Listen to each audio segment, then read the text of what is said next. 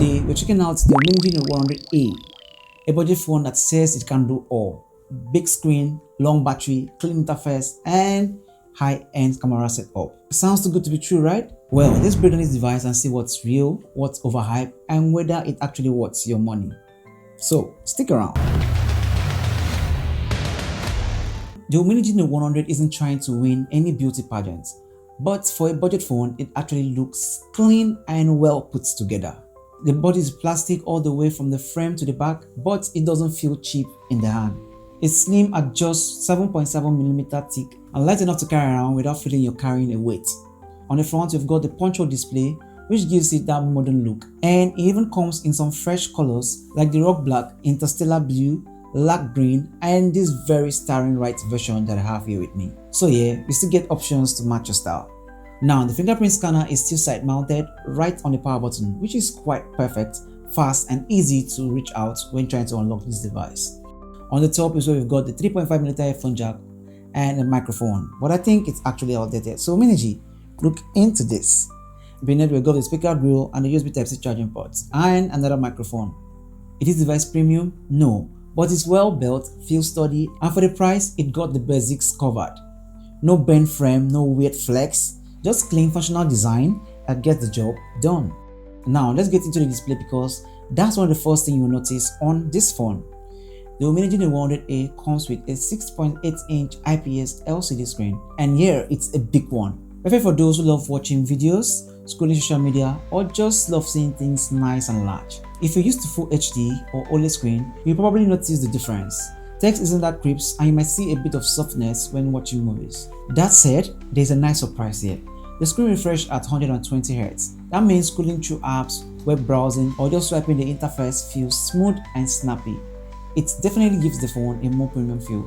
And brightness, it's okay indoors. Outdoor under strong sunlight, you will have to squint a bit or crank it all the way up. Bottom line, the screen is big, it's smooth, and fun to use, especially for basic medias. Just don't expect ultra crisp clarity or deep blacks. But for the price, it's a fair trade-off. Under the hood, we're getting the Unisoc T615 processor. This is an entry-level chipset, nothing fancy, but it's decent for basics and everyday tasks. I'm talking about browsing the web, chatting on WhatsApp, scrolling IG, watching YouTube videos, and all that kind of stuff. Now, don't expect it to fly through apps or multitasking like mid-range device. It comes with 4GB of RAM plus the 4GB of virtual RAM, which makes it 8GB, and 256 storage, which is generous for this price range, especially when it's paired with a micro SD card for expansion. But still, the speed is more chill than fast. App switching is okay, sometimes may feel small delay, and if you're opening heavier apps, prepare to wait a little bit. It's not meant for gaming at all, but for casual titles like Candy Crush or Software Surfer, it runs fine. What I really like the most is that this phone doesn't heat up. Even during long usage, it stays cool, so it's steady even if it's not the fastest. Bottom line, if your phone life is mostly social media, call, YouTube, light gaming, or messaging, this phone can handle it with ease. Just don't expect it to multitask like a charm or breeze through demanding apps. It's a solid performance for its price, and that's the key thing. Now, this is one of the areas where UMIDIGI came out strong, the battery. We've got a 5000 mAh battery on its device, which is kinda standard these days, but don't let that fool you. It lasts a whole day, in some cases more, and especially with the HD Plus screen and that efficient processor, you're going to get more screen time than stress time.